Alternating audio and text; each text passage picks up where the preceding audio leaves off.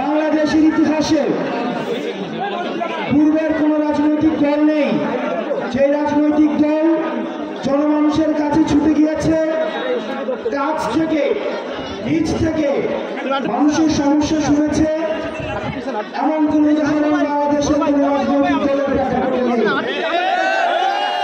আমরা চেষ্টা করছি নতুন দল হিসেবে সমাজের প্রত্যেকটা শ্রেণী পেশার মানুষের কাছে পৌঁছানোর জন্য। আমরা এই আন্দোলনে যারা সরাসরি অংশগ্রহণ করেছে আমরা তাদের কাছে পৌঁছেছি। আমরা প্রত্যেকটা শ্রেণী পেশার মানুষের প্রশ্ন, তাদের জিজ্ঞাসা, তাদের চাওয়া, এই বিষয়গুলো আমরা মেনে নিচ্ছি এবং সে অনুযায়ী আমাদের রাজনৈতিক দলের ইশতেহার তৈরি হচ্ছে এবং সেই ইশতেহার আগামী 3 আগস্ট